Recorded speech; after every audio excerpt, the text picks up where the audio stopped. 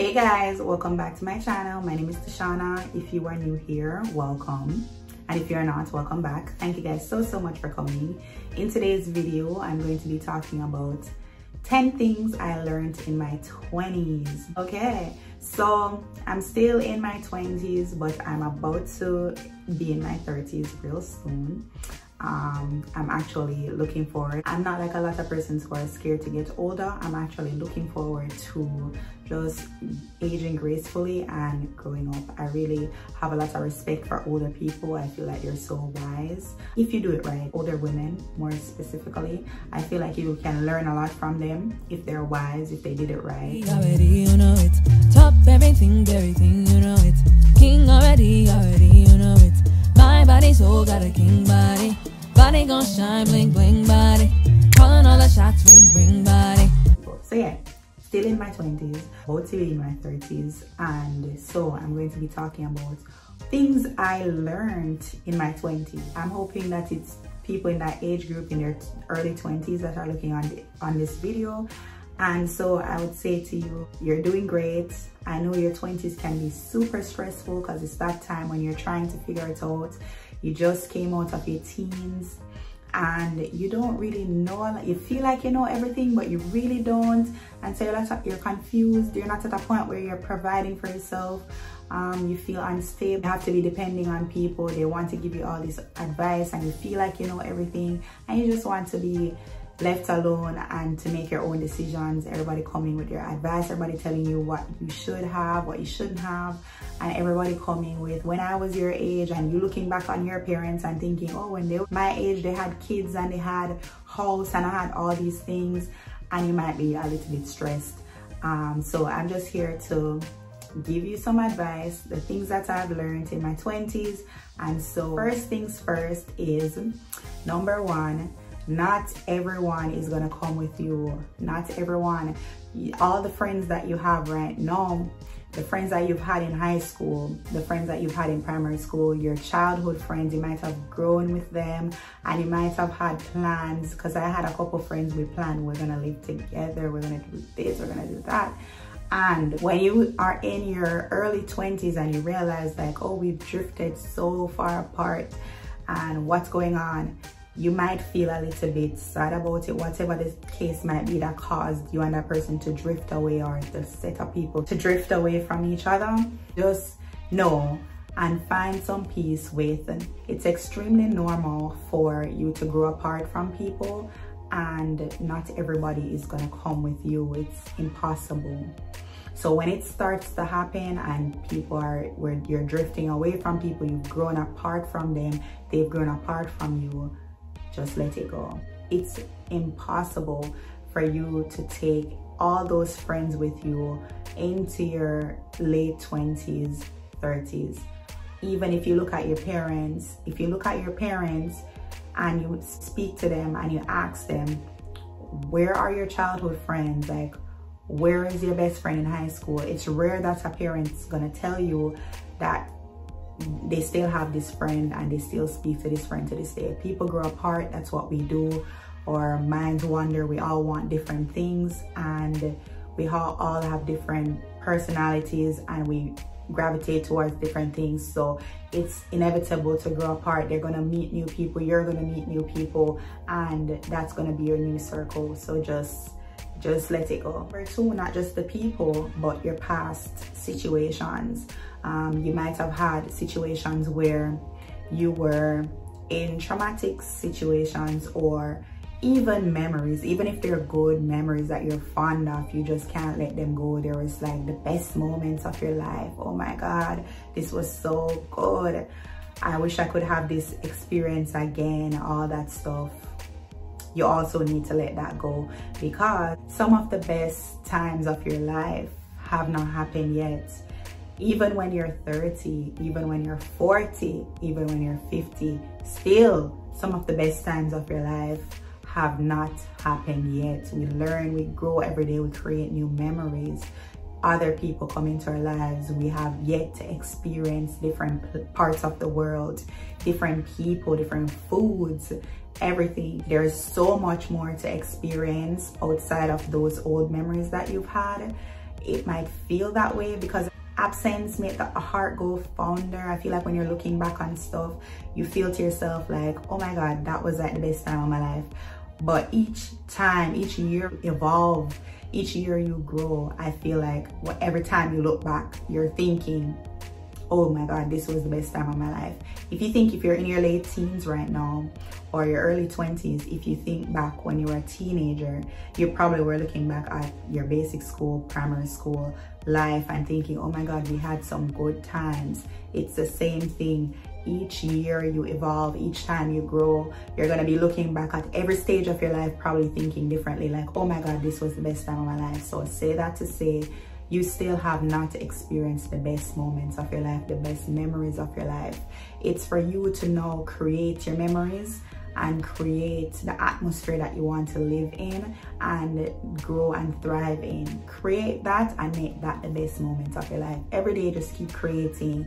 So let go the past. And even if you don't create it on purpose, like I'm telling you, your best moments have not happened. Number 3 is money. One of the things that I've always been good with, and this is not me propping up myself, it's, I believe, because I did accounting, I did like business, like those are the subjects I did, and I've always been good with numbers. So I feel like I've just always been a little bit good with money. So in all of my relationships, I'd be the one monitoring like the money and stuff like that, because like that's what I do.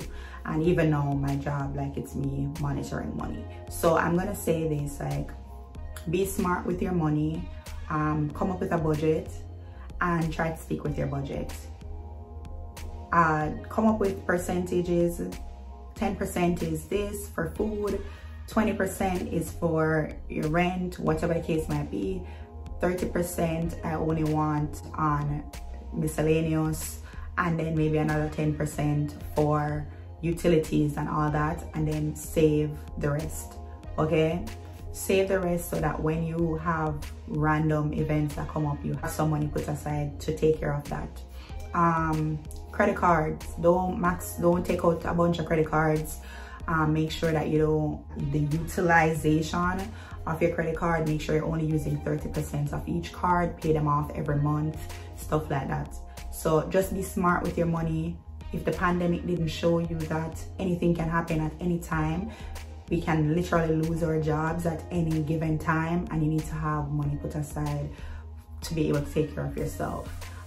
If there are times when you might run low, they're not saying you're not going to ever be broke and don't have any money. There are times when you might run low, but make sure you have a plan at every step of the way to gain that money back. Make sure that your income is greater than your expenditures. Make sure you're not overspending and all of that. Your money, the pandemic should have shown you that anything can happen. At some point, you should have like enough money to last you maybe like 6 months, 3 months, whatever the case might be. If you need to work 2 or 3 jobs to make sure that you can provide for your expenditures, your expenses, make sure that you do that, whatever the case might be. You just don't want to go over your expenses be greater than how much money you're coming in. It's just basic stuff. If you are making way less than what you are spending, cut back on cable, phone. You don't need your phone. If you have internet, use the internet calls. So choose, I can get cable and internet, and I don't need to have a phone bill, because phone bills can get very expensive. Like my phone bill right now, I feel like it's $200 between me and my husband, and $200. It doesn't go under $200. So phone bills can get expensive. You don't need to upgrade every single phone. Like you don't need to do an upgrade. Just think about things. Streaming services, Hulu, Netflix. If you don't need them, cut them back if your income is not able to provide for your expenses. Or is, it's okay to start over. You might have started college and you said you were gonna be a lawyer. Oh, I have a perfect example actually. You might have said you wanted to become a lawyer, and when you do the studies, I've seen several people in college start one major and say like, this is what we're gonna be doing, and then by 3rd year they realize, I hate this, like why am I doing this? And then they have to switch to something else. It's okay to start over. It's okay to, even with a partner, like you might be in a relationship right now and you feel like this is the relationship I'm going to be in forever, we are meant to be. We go together real bad. We go together real bad. And then by the time you turn 25, you realize this person is not going in the same direction as me. It's okay to let it go. It's okay to start over. Don't let nobody make you feel like you need to continue on the same path to go down in the hole because you feel like, I cannot start over. This is failure. I cannot just let things go and start afresh. It's okay to start over. It's okay to let go of everything, all the friends, all the relationships, all the career path that you thought you were going to be on, everything. It's okay to let it all go and start over. You're still fairly young. Not saying you're going to waste your time trying this and trying that, but you're still figuring it out. Take time with yourself. It's okay to start over. Make sure you make all of your decisions for you, and make sure when you're sitting down and doing your self-reflection, you are making your decisions because you want to make them, so that when people come the long run, when it's crazy because I've always been this way. I remember when I was about, I'm gonna look up when this song came out, but I feel like I was about 7 because I remember being outside and listening to this song and singing it. It's the Whitney Houston song, and she says in the song, if I fail, if I succeed, at least I live as I believe. I remember singing that song, like, I don't know, because in my community there would be a guy next door that would be playing his music so loud, and I would be singing as a little girl, and I remember singing that song, and I remember it like opened something in me, like it unlocked something in me, and so I've always been this way. So when I make my decisions, that is final, okay? When I don't sit and reflect and evaluate myself and then come up with the thing that says, okay, this is what I'm going to do. After that point, nobody can tell me nothing. And that's it. Moving on. So when they come with, oh, she this and she that, she do all of this, she do all of that, some things might be embarrassing just because it's your standard for yourself. Some things you might be embarrassed. Obviously, you're a human being. Some things you might feel ashamed of, but you're ashamed for your standard, for yourself. You're ashamed because of you. For example, posting a picture on Instagram, right? When you're looking at a picture and you feel like, oh my God, let me make this a little bit right. Let me make this a little bit darker. Let me do this, do that. And you finish and you say, okay, I like the picture. Do I really like it? I don't really like it. I kind of like it. I back and forth with it, right? And you post the picture and then you post it. This was way back. Now I don't have this issue. You post it and you got like 2 likes and you're like, oh, guess it wasn't that good. Delete it. When I delete the picture, it's usually not because of the people that didn't like the picture. No, I deleted it because I was struggling with the decision whether or not to post this in the first place. So I already had that indecisiveness about posting it in the first place. So when you get 2 likes, it's kind of like confirming what I already believed. So then I'll pull it back and put it in my arsenal. Not because of the people, but because they confirmed what I already believed. And that's it. So I say this to say, if I'm 100% now, because I be posting my pictures, and I guess it was because I have a little insecurity here and there, whatever the case might be. Like I said, it doesn't happen now. I don't know if all my insecurities are gone, but I don't have that problem now. I post it. If you get 1 like, it's staying. If you get 2 likes, it's staying. I don't care, because now I'm posting my pictures. I'm 100% good with everything that I post. I don't care. I don't know if I don't care now or if I'm just not having any insecurity. I don't know what happened. Maybe with age I don't have any insecurities anymore. I don't know. But no, I don't do that because I'm 100% safe and feel comfortable with everything that I'm posting. Say this to say, if you're not comfortable with your decision, after the fact, when people start saying things is when you're going to start having the dissonance, the oh my God, like I probably shouldn't have done that, or whatever the case might be.